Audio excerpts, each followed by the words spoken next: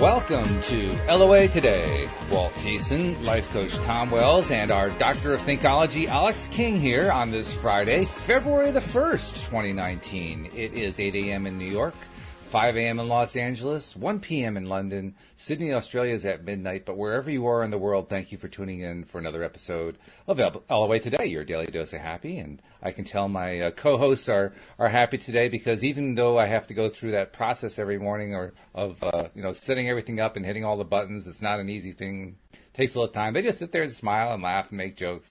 So that's how I know they're in a good mood. They're in a good place. That's great. How you guys doing? Tom, what's happening? I'm just trying to figure out some questions for today because. Oh, that's right. We have to do questions. Know. Yeah. We also encourage our listeners to questions. Yeah, right. Huh? We also encourage our live stream listeners to come up with questions too. But well, of course, yeah. But we my also questions come up with are just second to my live listeners. Absolutely, our live listeners. Yeah. But yeah, that's part of what we've been doing lately is coming up with our own questions just in case there's a dearth of questions. And I have to say we've been coming up with good ones. I mean, Alyx, you've been really putting some effort in on those. I know in particular Tom has as well. And it's paid off because when I look at the episode later on, after we're done to record it, not just record it, but to edit it and then post it online, I find out, wow, we came up with some really darn good questions. So, I mean, I presume you've been doing your homework too. Always. Who? Me? Yeah, you. No, I've been in bed trying to figure out if I'm warm or cold. Because that's what I've been doing. Oh. Well, that's not terribly surprising, I have to admit, because we're in the middle of a major cold spell. Very, very cold. I don't know about you, Alyx, but neither one of us have gone out of the house in the last couple of days because it's just too darn cold outside. Nope. Wow. Didn't move. Yeah. I went out yesterday. You I did? had on a down jacket and 2 other layers, and it was 45 degrees. Yeah, it was 45? Cold. Whoa. That's warm. What are you talking about? We're talking sub-zero. That's almost 50 degrees. That's bad warm. I know. We were down in the ones and. I know. Yesterday we were at -7 here. -7. Whew. Wow. Oh, yeah. That gets you noticed from your top of your head down to your toes. It's like, oh yeah, it's cold. It's cold. And the cat wants to go outside. I was talking to my friend in Minnesota last night, and her wind chill factor was -54. Oh wow. Oh yeah, that's wind chill. Yeah. Yeah. That wind chill gets you every time. Yeah. It's dangerous. She lives in a log cabin and has to go out to an outhouse in order to. Oh no. Yeah, dude. I have a friend like that. He lives in Alaska and he has to go to an outhouse. Yeah. Oh. She built her own house and wow. Well, now by comparison, I feel quite warm. Yeah. Well, yeah. Oh my goodness, that's cold. All right. Well, let's see if we can get back on track with what we're talking about here, because what we're talking about is applying the law of attraction in our daily lives as deliberate creators. And I think I was kind of allowing us to go off on the tangent there because it gives us a little time to think about what questions we want to start with. So now that we've had a little time to think about it, Tom, I'm going to go to you. Have you thought of the first question of the day for us to talk about? Yeah. Yes, Walt. We have a question today from our listener in Poughkeepsie. Poughkeepsie. Leonard Nimoy asks. I can't laugh today, otherwise it starts a coughing fit. Oh, no. I'm not trying to be funny. Okay. Yeah, okay. Okay. If this thing called the universe and source has always got my back, and I can trust it to orchestrate my life, why do I ever have problems? Interesting question. Does it always have my best intentions in mind? And can I really trust that my life's unfolding just fine all the time? I feel like the universe has you wherever you need to be at the exact moment you need to be there. Mm-hmm. So whether it's a negative or positive, that was an experience that you were meant to experience, and it happened for a reason. So yes, the universe always has your back. So in a way, you can really kind of relax. Yeah. I mean, it's going to be okay one way or the other, even if you're going through difficult times. Mm-hmm. That's kind of cool. What do you think, Walt? Source energy is an interesting thing. And I say that because it is both energy and love and life. It's all of those, all in one thing. So the idea of source energy having my back, or the universe having my back, is the idea that there is a life form, or perhaps a collection of life forms, which I think is more accurate, that has my back. And I think there's actually quite a bit of evidence to support that. So, I mean, experientially, I think that's what you were talking about, Alyx. Experientially, we know that, yeah, things tend to work out. There are times when I say to myself, I really wish that the universe wouldn't wait till the last second to deliver what the thing is that I'm looking for, but it does tend to do that. And when it happens over and over again, then that's when I have to do a little bit of internal examination and ask myself, okay, well, if it keeps happening over and over again, maybe that's me. Maybe that's my thought process. Maybe that's my expectations. And unfortunately, I find that that's true. So once again, it's, oh, geez, it's on me again. Yeah, all those guys are doing their job, and you're not. You know, what's up with that? Just let it in, damn it. Yeah, right. But yeah, I mean, that's the way I kind of look at it. That it's on me in the sense that I am the person creating my own life. But I also have a cheering section that has my back and helps to deliver things to me, even when I am putting up resistances. It tries to, I mean, my guardian angels or spirit guides or whatever you want to call them, the people who are on the non-physical side giving support to me, are often trying to do it in ways that kind of get around all the little blocks I've got in place that I didn't know I have in place necessarily. You know, they call it the path of least resistance. And sometimes that path of least resistance kind of plays out as the universe knowing, the way you said, Alyx, was what? They know what's best for you, or a source, I forget how you said it. But that's I said that you're in the right place at the right time, you know. Okay. All right. Wherever you need to be. Yeah. Yeah, well, that's essentially the same concept, the concept that no matter all the different ways that you have set yourself up to not get what you want, the universe still tries to find the easiest way to get it to you, and they can show up in unexpected ways. So, yeah, I think that's what happens. What do you think, Tom? Do you think? Well, I think that there's some kind of almost like, I don't know if the word magic comes into my mind, but there's some kind of a magical process going on where this whole creation is somehow there's somehow almost like there's like a joke, the tragic joke. Okay. Built into the whole thing that really it's not as serious as we think. And if we really could see it from that perspective, like if we immediately died in the next second, like would we immediately know that everything was really okay all along, and that all of our tragedy was misplaced illusion, you know? And I kind of wonder that it's this whole thing of free will. I think that's what it comes down to. Like how much is, if Source is orchestrating everything, and Source is this infinite, all-knowing, all-loving force, then why would I ever worry about anything? You know, I mean, yeah, we get this conditioning that I guess it's bred into us to worry or to be afraid or to be concerned or to get angry, but it's weird. It's like, maybe it's just not necessary, but we're slowly learning that it's not necessary. I don't get it. You know, like why would it be difficult? You know, other than the fact that the lessons we're learning are part of this whole 3D process of being here, and so it's a good thing. It's like the school of life. You know, we're in some kind of a classroom here. But classroom, okay.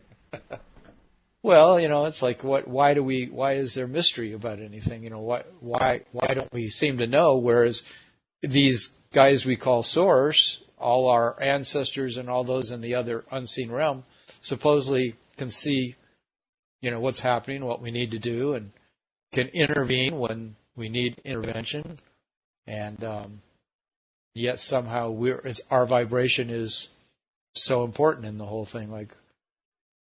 But we're the ones always seeming to try to learn to get our act together so that we don't suffer. It's a funny game. It's like, what? Why is it that way? But it's true. I mean, we have an ongoing experience where it seems so often, particularly to those of us who don't understand anything about law of attraction or deliberate creation, to the vast majority of people, it seems like we're all kind of like boats floating on a water aimlessly in no particular direction, and we're all kind of hoping something good's going to happen, but in the meantime we're paddling like crazy. That's pretty much what the life experience is for most people. And what we as deliberate creators are trying to learn to do is to marshal our thoughts and marshal our attention so that we can be moving in the direction we really want to go into, and to do it as effortlessly as we can, and trying to learn at the same time, like you said, Tom, to avoid I forget the word you used, but avoid the negatives, avoid the fears, avoid the, just take our minds off of all that stuff. Avoid the suffering. I think that's the word that you use. Suffering. Yeah. Avoid the suffering. And that is more about mental gymnastics than anything else, I think. Joel has often talked about the difference between suffering and struggling. Struggle being a good thing, suffering being a not necessary thing. Because with struggle is when we do our best growing. Struggle is when we have the biggest improvements happen in our lives. So even though we're going through the struggle, which is pretty miserable, we end up with a fabulous result at the end. But suffering is where we just we endure the pain, but we don't actually take steps to get out of the pain. So we just stay there, which is pretty miserable. It's not fun. Yes. It's not fun. Yeah, we have the option to stay in the pain somehow, and that's what's weird. I guess it's something about being on the earth, but I really don't know what it's like on the other side.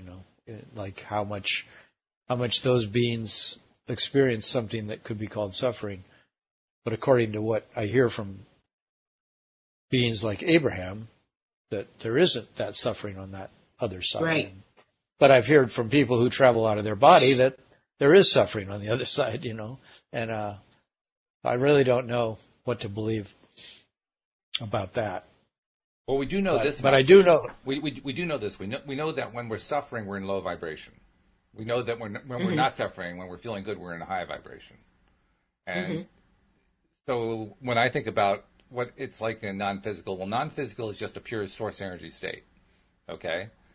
There's not matter going on. Matter isn't really a part of that. Or whatever matter seems to be there disappears pretty quickly after it's been created. It doesn't really stick around. That suggests to me a constant higher energy state. So that's why I tend to go with the first group that says that on the other side, there is no low energy. There is no suffering. It doesn't really happen because you just can't be in a pure energy state and suffer. The only way you can do that is in what I would call the physical state, where vibration is slowed down. Because that's really what matter is. Matter is energy slowed down. So the only way to suffer is to engage in matter, I think. Contrast. Yeah. Contrast. Everything in this realm requires that there be contrast. That there is light and dark, and there's sorrow and there's joy, and there's good and there's bad, as we call it. But like Alyx was saying, we're always in the right place at the right time, exactly where we're meant to be on our path. So what's good and bad about that? I don't know. It's a big question.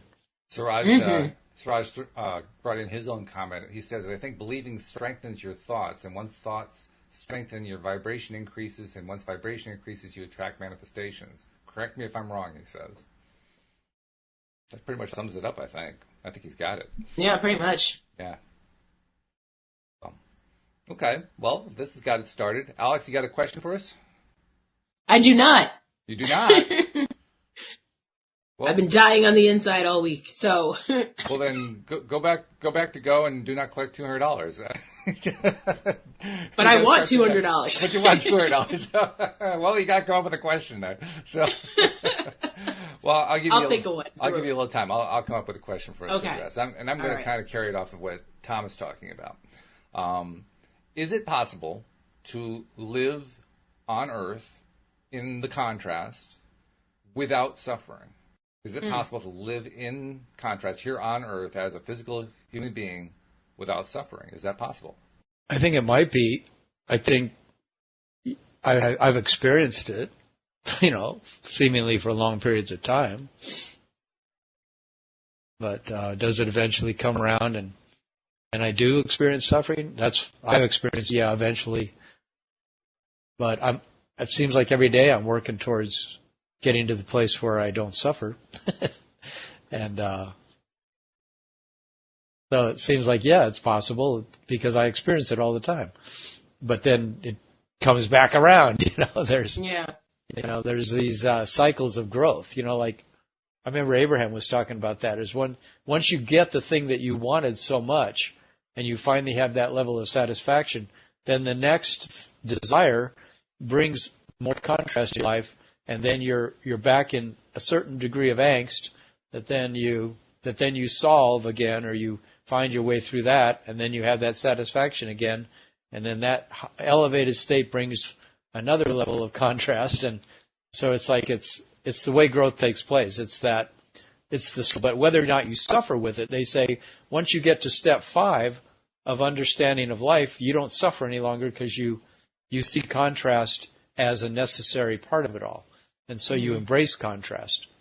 When it comes along, you don't take it as a sign that you're screwed up or your life is messed up. Or, you say it, more contrast. All right, bring it on.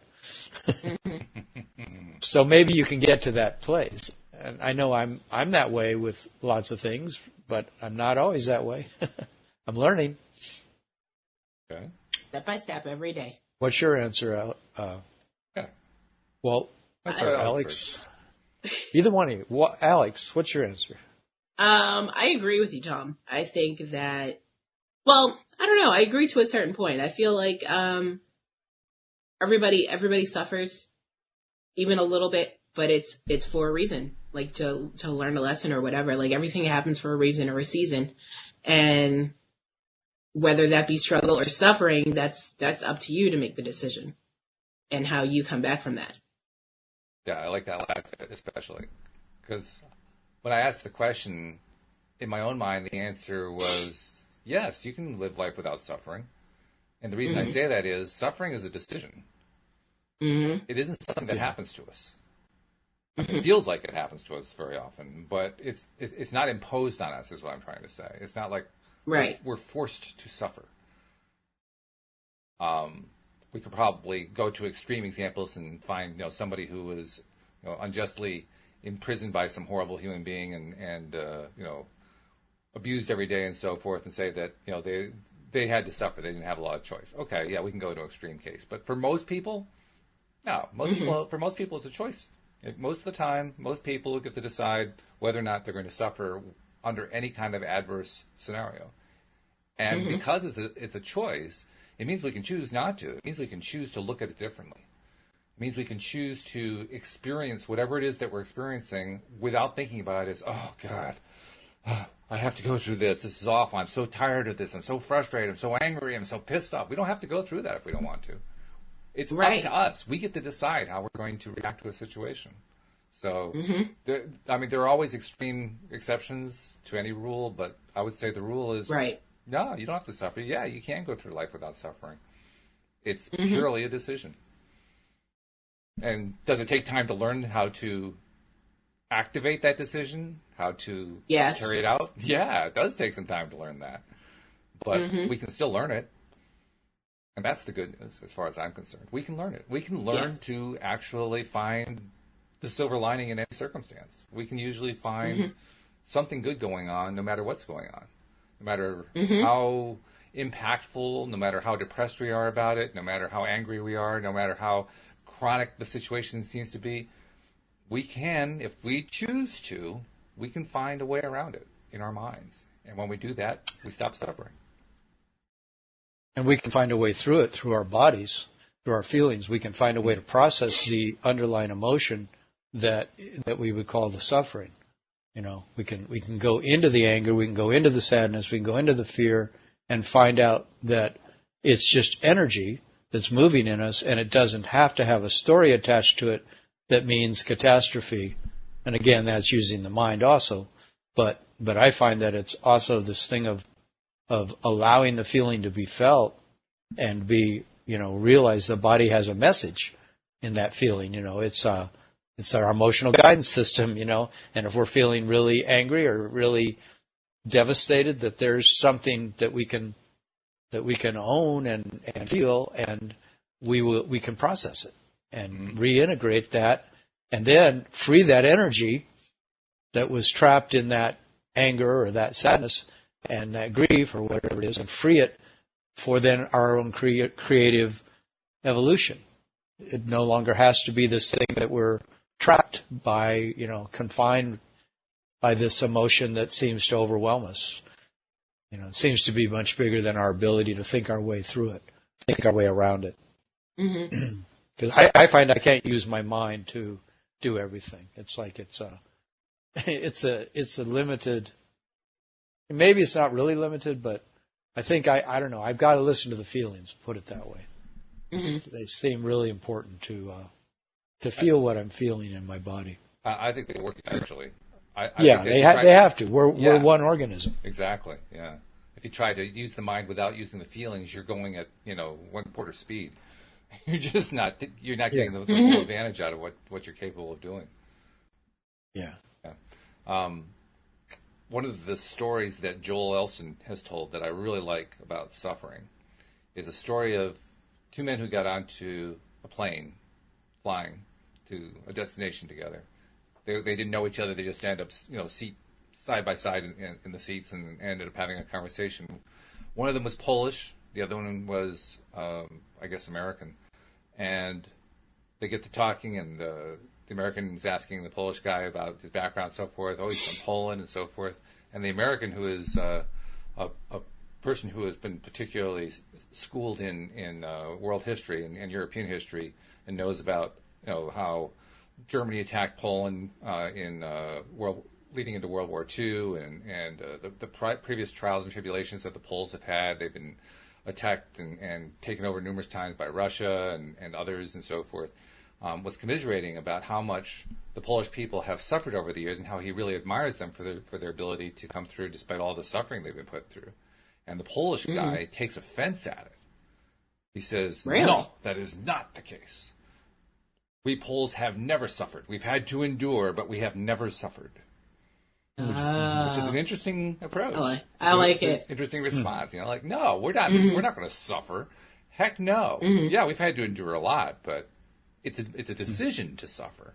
It's a decision not to suffer, and we decided no, we're not going to suffer. And apparently, that's a true story. That's not a made-up story. That actually did happen. Sounds interesting enough. Yeah. No. But I think about that a lot. Yeah, I guess that's the attitude. Yeah. Yeah, it's how are you going to look at it? How are you going to, whatever your circumstances? I mean, and I know people who are in some pretty rough circumstances right now. And even then, I know that in every single case, if they really, really want to, they can find a way to not suffer in it. They can find a way even to thrive. It's quite possible to do. It takes effort, depending on the level of discomfort or pain you're feeling. It can take quite a bit of effort. I mean, someone who's experiencing chronic physical pain, that takes a lot of effort to get your mind around. Yeah. But it still can be done. Yeah, I've done it. Yeah. It's not always easy. No, it's not. I've done it too. And boy, there are times when it feels like you're never going to break through.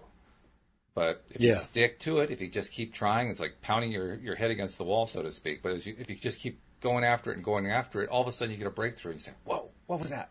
What happened? The pain went away for a split second. How did that happen? Yeah, sometimes it takes, for me, a lot of relaxing into the pain and just sort of being mindful of it, where I go into it and I feel, okay, this is happening. What's it like? What's the qualities of it? Does it, how's this energy moving? Of course, sometimes it's overwhelming, and then, you want to get some kind of pain relief. Tylenol or something, some kind of a painkiller, because it's just too ridiculously difficult to deal with it. Mm-hmm. Right. But by and large, I found that if I stay with the feeling, it will often transform by my giving it attention. That's the interesting thing about pain and suffering, is sometimes the reason they're calling so loud to us is because because I won't listen to them, or I won't be with it. I flee from it so quickly, and because I have made such a strong judgment that it shouldn't be there, or that it's too hard to endure. But if I slow down and I close my eyes and I just feel into it, maybe I put my hand on that place on my body that's hurting, and I just send it good. I send energy there. In a sense, I just notice it a whole lot. It'll often shift, and it'll sometimes completely clear up. I've had that happen a lot, especially like at 4 a.m. when I wake up with the pain and I spend time with it. It's amazing how many times it just totally goes away. It's an interesting point, because very often when we're feeling any kind of pain, whether it's physical or mental, we're doing so largely because we're trying to shield ourselves and turn away from it and pretend that it's not there. And as you point out, sometimes you have to kind of stare it in the eyes, kind of stare it down a little bit. And when you do, you can learn things about it. You can learn things about what it's trying to tell you. A lot of people say that when you're feeling pain, it's a signal. It's a message that your body is trying to send to you. Yeah. Mm-hmm.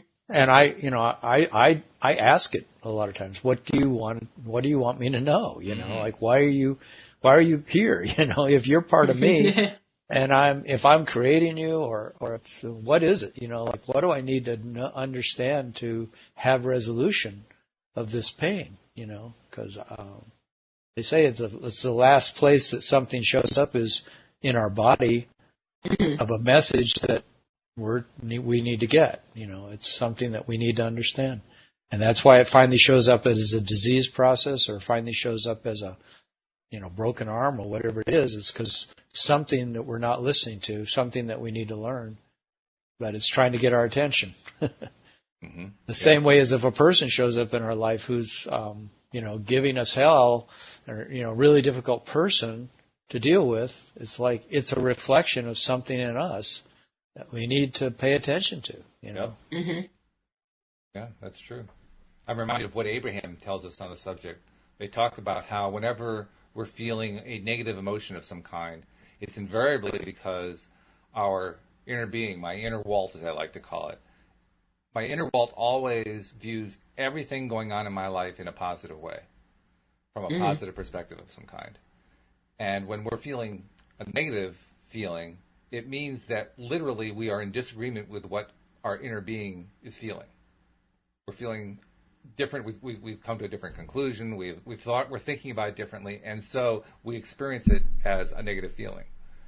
And when I look at it that way, then I realize what we're really doing every time that we feel negative about something, whether it's just physical pain or something that's unpleasant in our lives, or something that's not working out right, or frustrations or angers or whatever it might be, we are in essence going against whatever the flow of the universe is sending our way.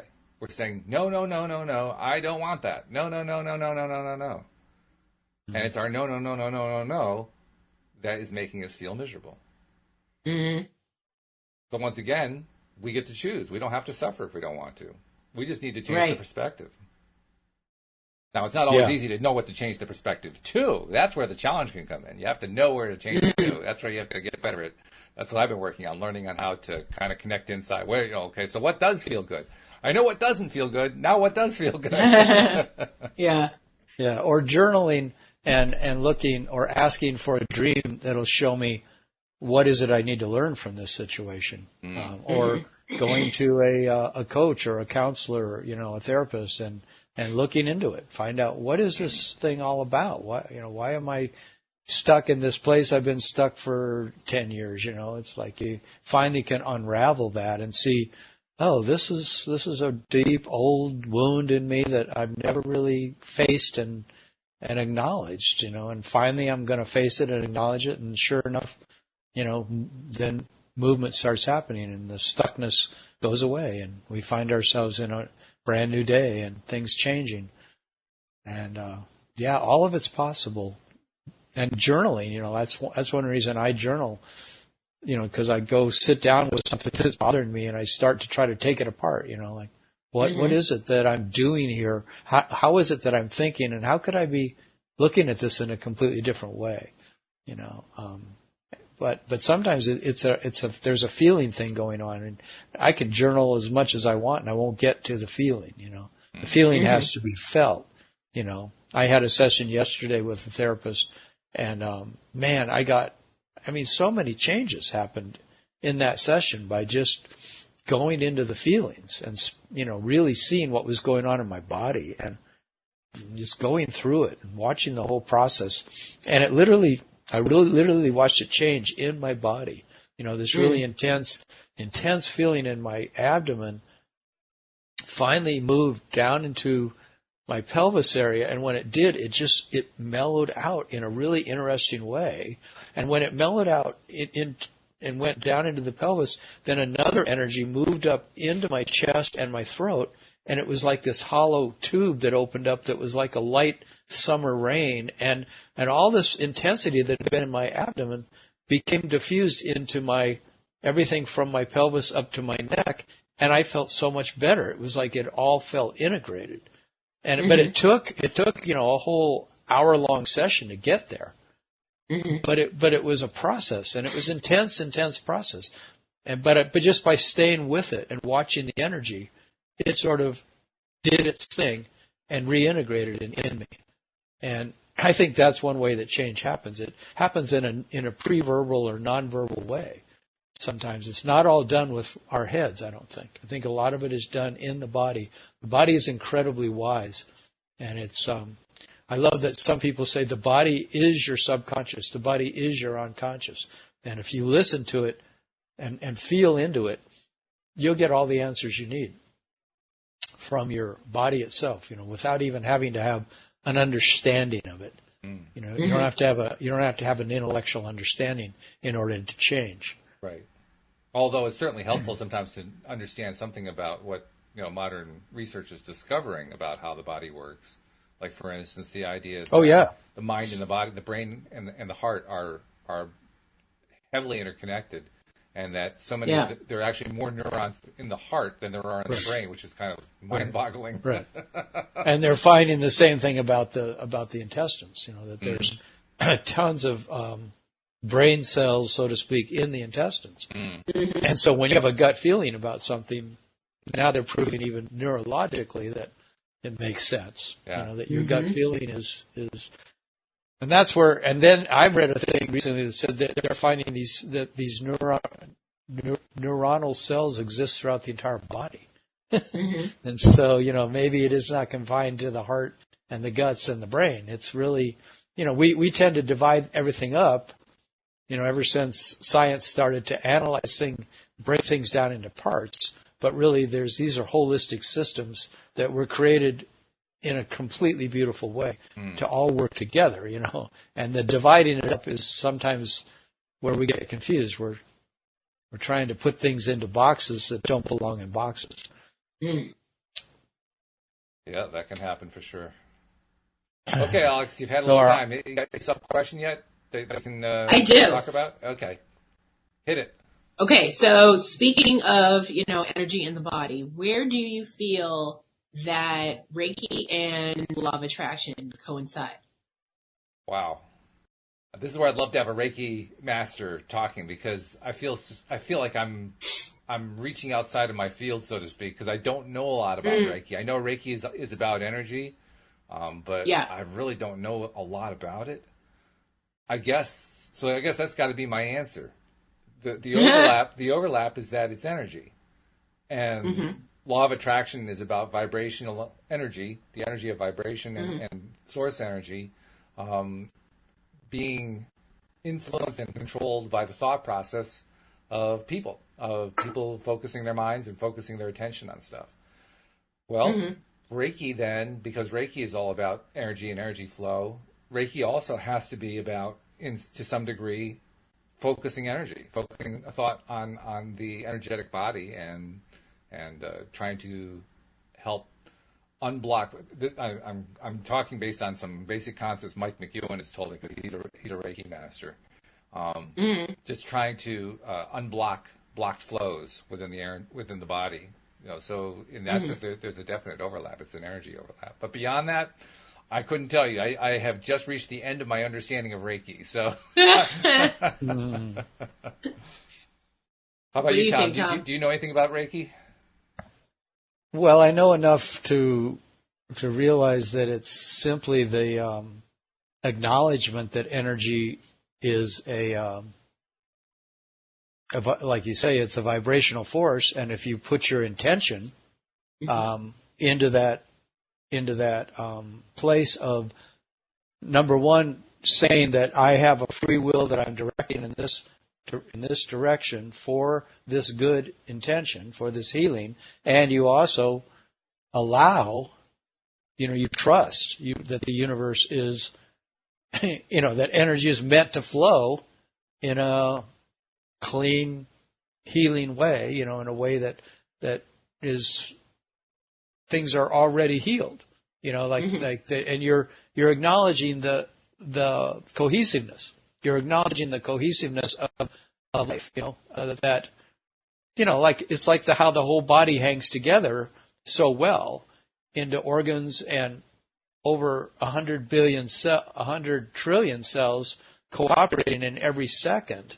Well, then, Reiki is just saying, I'm putting the energy in that cooperative place, and therefore there is a power in directing energy.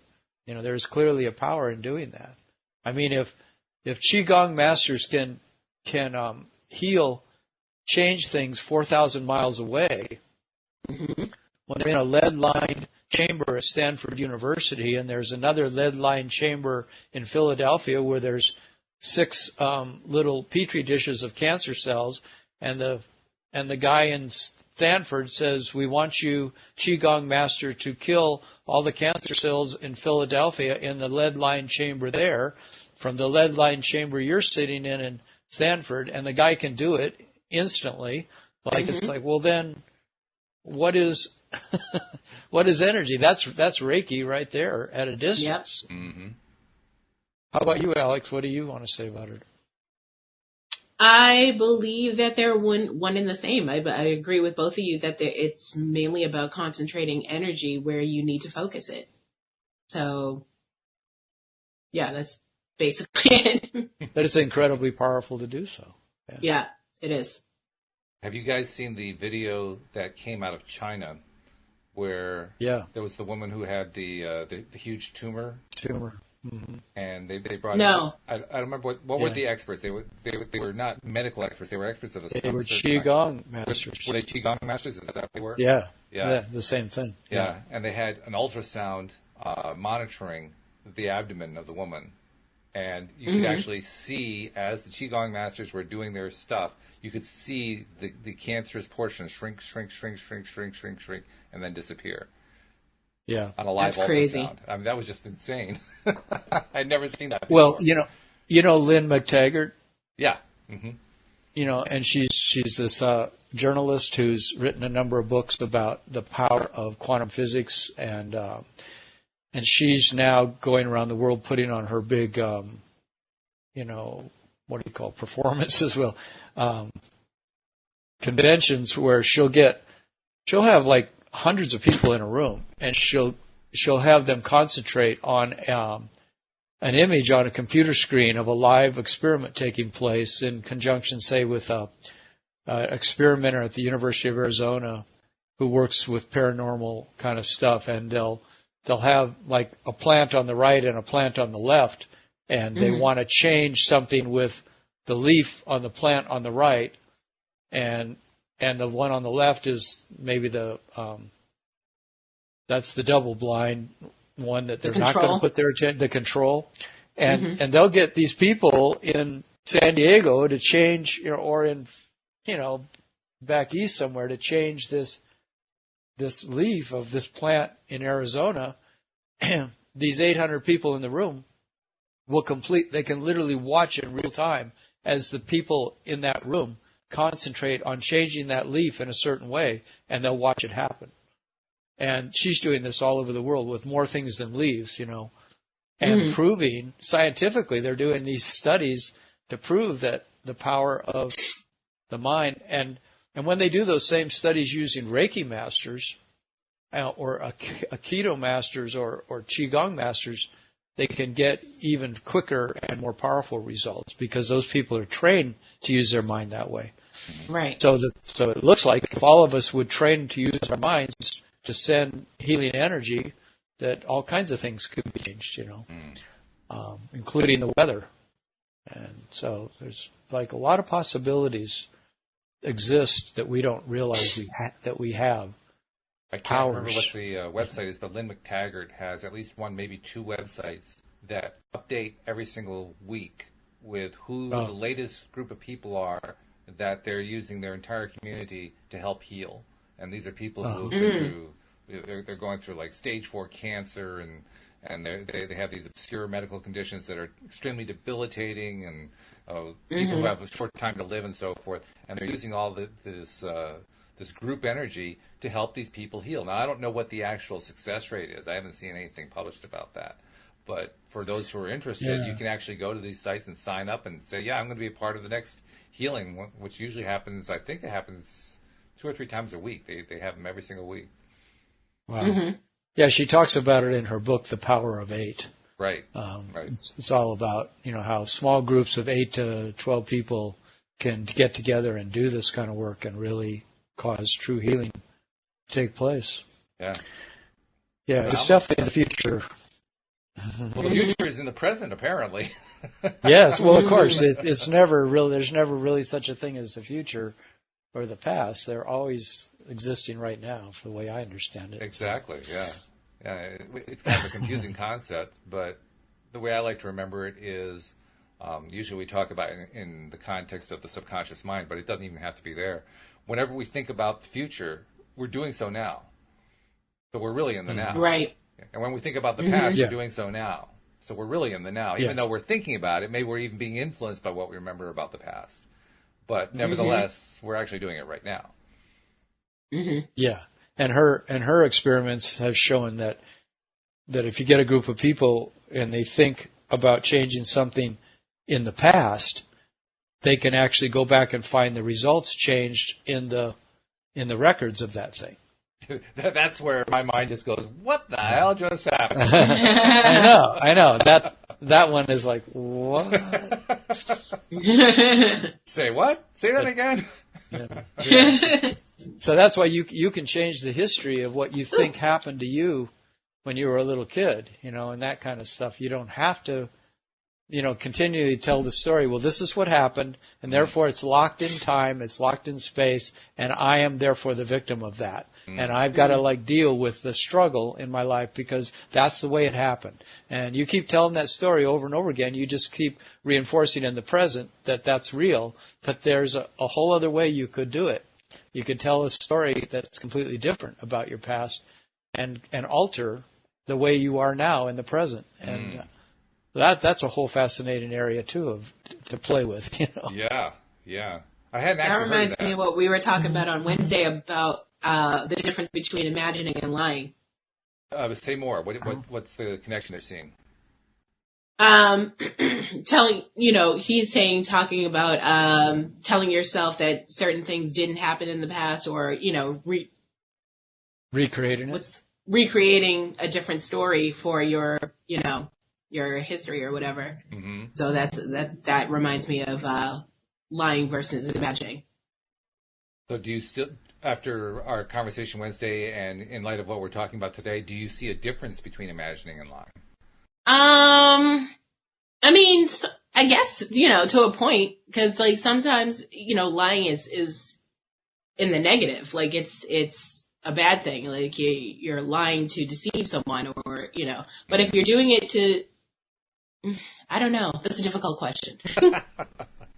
Well, I didn't mean to stump the piano. No. You definitely stumped me. Yeah. What do you think, Tom? Is there a difference between imagining and lying? Imagining and lying? I don't ever think of it as lying. I don't no, I don't believe in lying, I guess, in that sense. Well, if you're imagining, you have the freedom to do that as much as you want. I mean, where would the lying come in? This sounds like a moral judgment or something. Exactly. Yeah, that's where I was going to go with it. Lying always involves a moral judgment, and it involves an intent to deceive.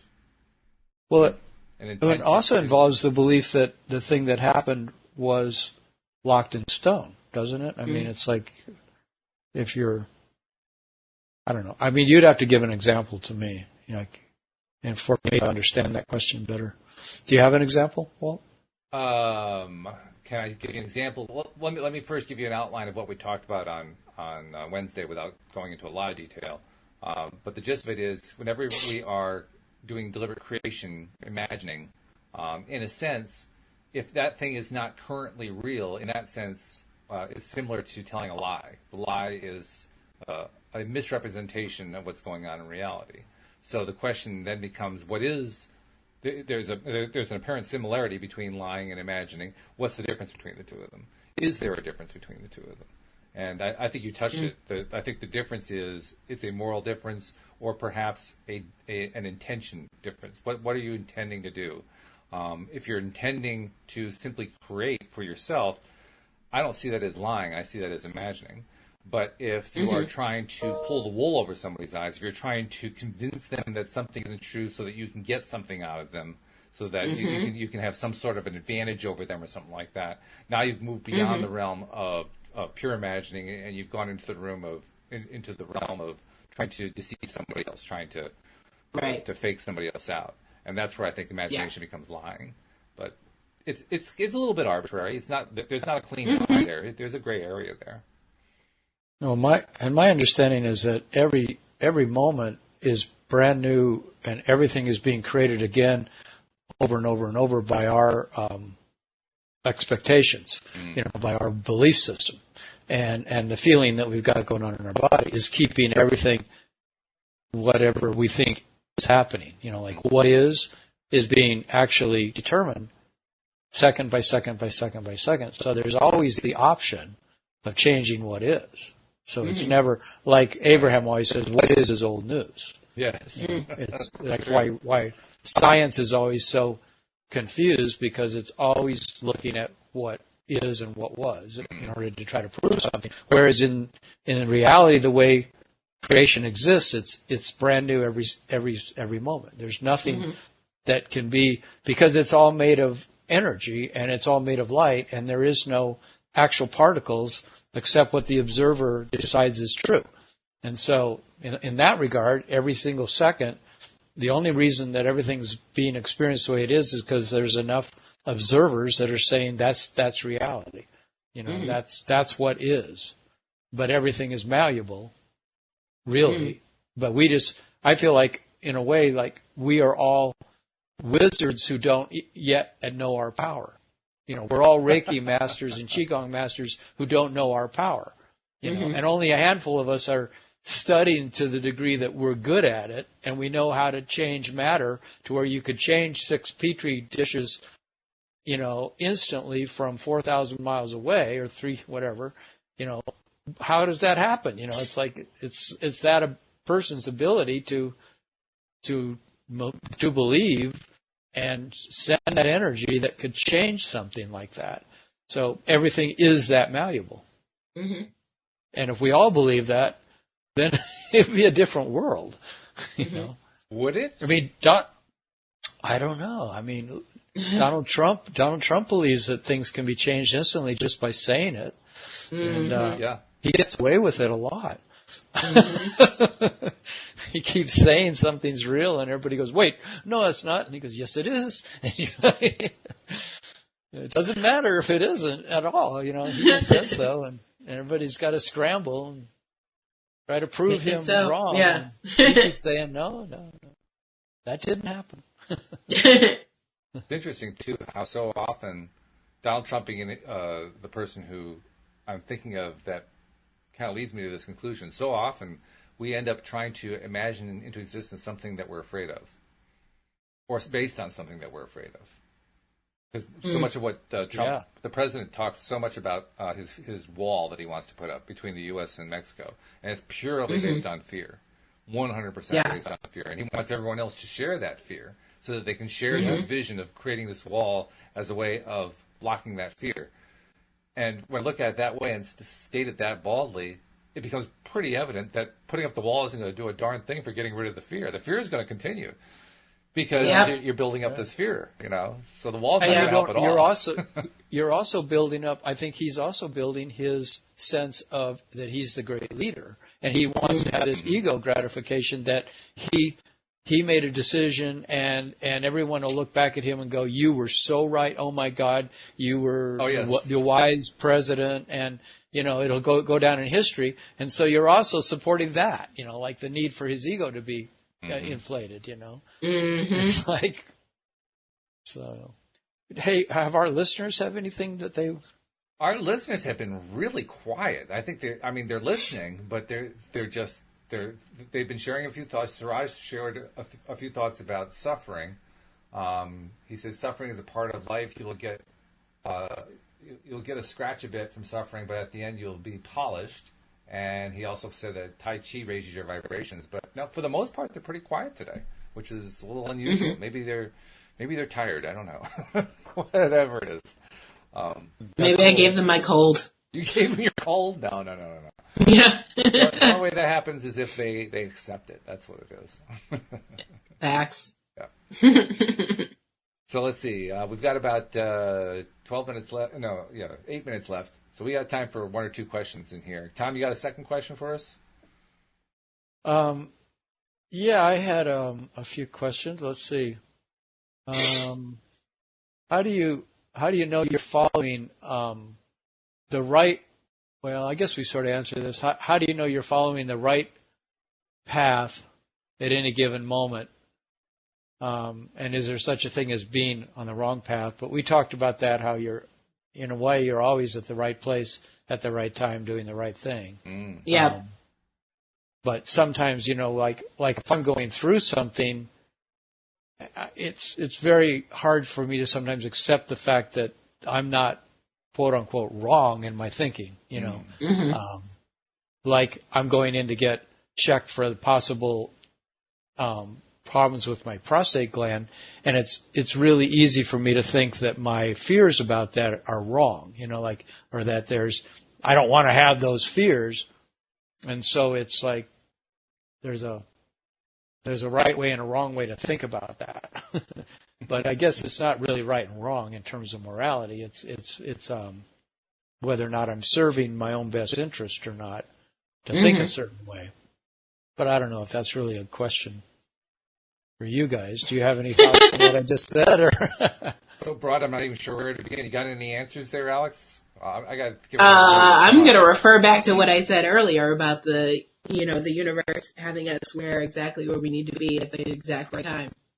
So I don't think there is. I mean, I guess you could feel good or better when you're on the right track, but I don't think there is a right track. Like I said, you're where you're supposed to be. Is there a thing of like if you feel good, you're on the right track, and if you feel bad, you're on a track that's not going to serve you as well? I mean, will your life always work out if you always ask yourself, well, what feels better? What feels better? What feels better? Oh, I think so. Yeah. In fact, I like to refer to the movie The Secret, where Neil Donald Walsh, the author of Conversations with God, was one of the presenters, and he talked about how we have this question, and they actually show an old-style blackboard behind him. He says it's like there's this blackboard in the sky, and they have a blackboard against the sky background. And as he's talking, there's an invisible chalk that's writing on the chalkboard, on the blackboard. And he says, the blackboard says, Neil Donald Walsh, a handsome guy who, and then there's an underline, and that underline is supposed to represent what you're supposed to be doing with your life. Except that there's no blackboard in the sky. Which means that your life is, and your right direction is whatever you say it is. And I love that. I love that. There is no outside direction saying this is your right path. It's all inside You're the one who gets to decide what your right path is. For me, my right path is whenever I'm feeling good. I'm not on my best path when I'm not feeling good. And so I'm eager to do whatever I can, to take whatever steps I can take in order to get myself back on my right path, the one that's right for me, the one that feels best to me. And yet when you're not feeling good, it's also your system is giving you a message. Yes, like we said before. Yeah, and you're not wrong in fact, that message can be a very powerful thing that'll lead you to a more holistic way of living your life, a more fulfilling way of living your life, because you acknowledge that, wow, I don't feel good. Why don't I feel good? And then you start looking at that and you own it instead of, just obliterating it or trying to run away from it. You accept it, you make peace with it, and then transformation can take place in a holistic way.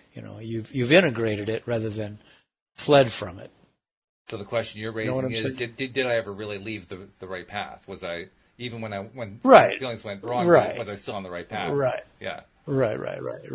And how you dealt with that could either cause it to be repressed and then have to show up later again in a stronger way, or you actually process it and it doesn't, and then it's gotten the love it needed, and it doesn't have to show up by rearing its ugly head again. It's because it's been listened to, And I think that's the important thing with law of attraction, is to not spiritually bypass the messages that our body's giving us.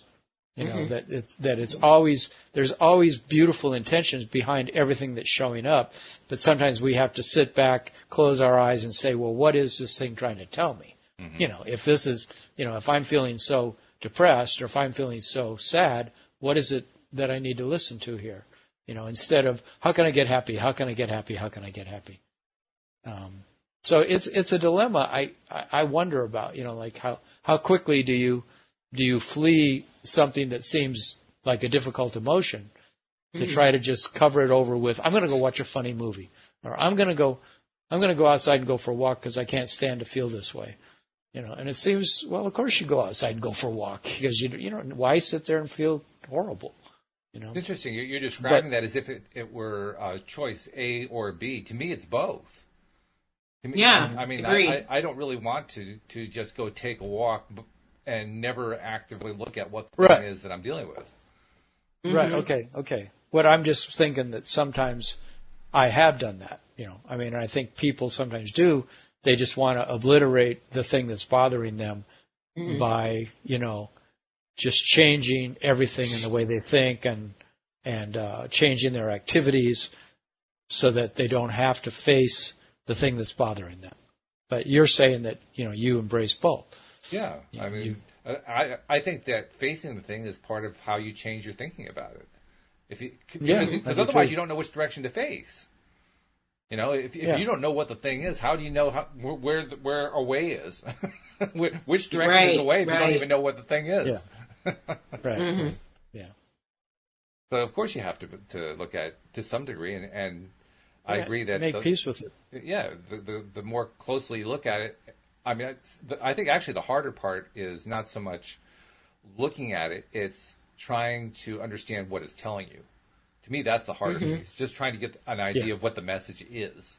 And until I get the message, until it's clear to me what that message is, that's when I feel my greatest frustration. That's when I'm suffering the most. That's when I'm not enjoying it at all. That's the part that's miserable.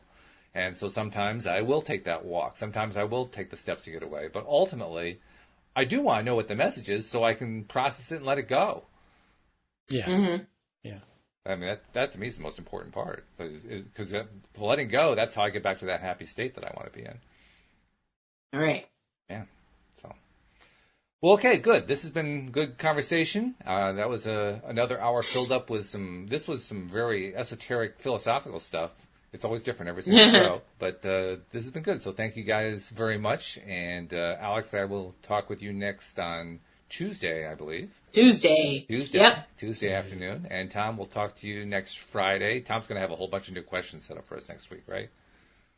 Oh, yeah. You can count on it, right? Try to get some that maybe are more practical and not as esoteric. Who knows? I like philosophical stuff. Yes, we got that impression, and it's good stuff too. It really is. So thank you guys both very much. Thanks to our live stream audience. We'll see you all next time here on LOA Today. Goodbye, everybody.